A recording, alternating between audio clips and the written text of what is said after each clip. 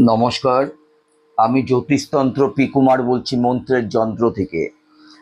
আমি গত অডিওতে আপনাদের যারা রবি গ্রহের জাতক বা জাতিকা তাদের সম্বন্ধে কিন্তু আমি বলেছিলাম তারা কি কি করলে সেই জাতিকাগণ বা জাতকগণ ধনের একটা ভালো লাভ পাবে ওনাদের জীবনে। সেই ক্ষেত্রে কিন্তু আমি আমি বলেছি চন্দ্র গ্রহের জাতক জাতিকাদের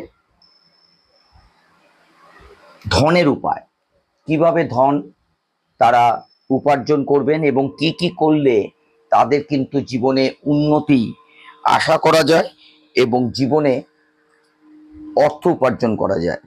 ঠিক সেরকমই আজ আমি আপনাদের কাছে নিয়ে আসলাম মঙ্গল গ্রহের জাতক জাতিকাগণের ধন লাভের উপায়। যদি আপনি মঙ্গল গ্রহের জাতক বা জাতিকা হয়ে থাকেন, সেই ক্ষেত্রে মঙ্গল গ্রহ শুভ হলে শিশুদের মিষ্টি খাওয়ান এবং জলে মিষ্টি ভাসান, আপনি কিন্তু ভীষণভাবে উপকার পাবেন। যদি আপনি মঙ্গল গ্রহের জাতক জাতিকা হন, সেই ক্ষেত্রে সকালে ঘুম থেকে উঠে আগে শ্রী গণেশকে প্রণাম করুন এবং জয় বজরঙ্গ বলি, বজরঙ্গবান এবং হনুমানের মন্দিরে ধূপদীপ জ্বালান। যদি আপনি মঙ্গল গ্রহের জাতক বা জাতিকা হয়ে থাকেন, সেই ক্ষেত্রে কিন্তু আপনার জীবনে ধনবৃদ্ধি হবেই। তামার সঙ্গে গোমেদ ধারণ করুন, আংটি করে মধ্যমা আঙুলে আপনি পড়ুন, তাতে কিন্তু ভীষণভাবে ধনের একটা উপকার পাবেন। যারা মঙ্গল গ্রহের জাতক বা জাতিকা ঠিক তাদের জন্য ধনের উপায় আমি আরো কিছু কিছু টিপস আপনাদের দিচ্ছি। এই টিপসগুলো যদি আপনারা ঠিক মতো করতে পারেন, তাহলে কিন্তু আপনাদের পকেট কখনোই ফাঁকা থাকবে না এবং অর্থ উপার্জন হবে।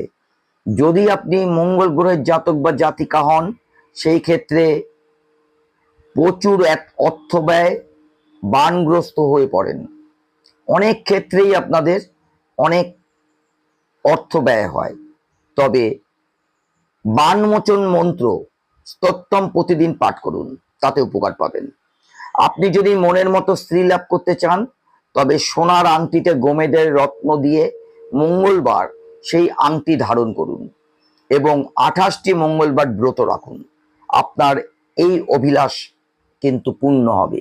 যদি আপনি মঙ্গল গ্রহের জাতক বা জাতিকা হন, ধন লাভের উপায় আমি বলছি, পরপর আপনারা একটু মন দিয়ে শুনুন এবং এই কাজগুলো করবার চেষ্টা করুন। মঙ্গলকে শক্তিশালী করতে মঙ্গল যন্ত্র ধারণ করুন, মহারুদ্র বা অতিরুদ্র যজ্ঞ করুন। 8টি মঙ্গলবার জটা মাংসী, বেলফুল, বকুল ফুল ও সাদা চন্দন মিশ্রিত জলে স্নান করুন। বান থেকে মুক্তি পেতে মঙ্গল যন্ত্র ধারণ করুন। আপনি কিন্তু ভীষণভাবে উপকার পাবেন যদি আপনি মঙ্গল গ্রহের জাতক বা জাতিকা হয়ে থাকেন। লক্ষ্মীর কৃপা লাভের জন্য গোমেদের আংটি বা মুক্তার মালা ধারণ করতে পারেন।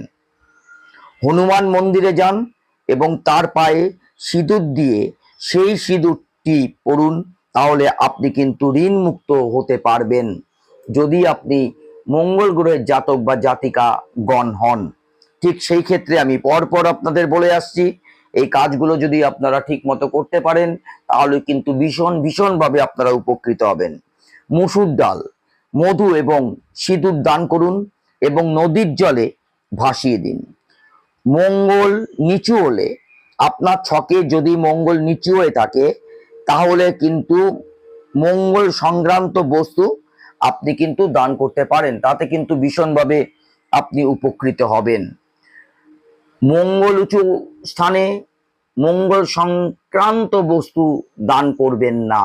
যদি আপনার মঙ্গল উঁচু স্থানে থাকে, সেই ক্ষেত্রে মঙ্গল সংক্রান্ত বস্তু আপনি কিন্তু দান করবেন না, এটা কিন্তু আপনাদের মাথায় রাখতে হবে। লাল ফুল নদীতে ভাসান, আপনি ভীষণভাবে কিন্তু উপকৃত হবেন যদি লাল ফুল আপনি নদীতে ভাসাতে পারেন। মঙ্গল অশুভ হলে বাবরি, গুড় ও তিল নদীতে ভাসিয়ে দিন, তাহলে কিন্তু আপনার অর্থনৈতিক অনেকটাই ভালো হয়ে যাবে। লক্ষ্মী স্তোত্রম, দেবী কবচ স্তোত্রম এবং ঋণ মোচন মঙ্গল স্তোত্রম নিয়মিত যদি আপনি পাঠ করতে পারেন, আমি 100তে 100 আপনাকে আমি বলতে পারি যে আপনার মঙ্গল, যারা মঙ্গলের জাতক বা জাতিকারা আছেন তাদের অর্থনৈতিক অনেকটাই বেড়ে যাবে জীবনে। আমি দ্বিতীয় যে কথাগুলো বলবো সেগুলো আপনারা একটু মন দিয়ে শুনুন। 21টি মঙ্গলবার বিনায়কী ব্রত করুন, 21টি মঙ্গলবার মঙ্গলচণ্ডীর ব্রত করুন, তুলসী রামায়ণের সুন্দর কাণ্ড পাঠ করুন, গৌরী দেবীর পূজা করুন, লাল জামা কাপড় পরুন, সব সময় কাছে একটি লাল ফুল রাখবার চেষ্টা করবেন যদি আপনি মঙ্গলের জাতক বা জাতিকা হন।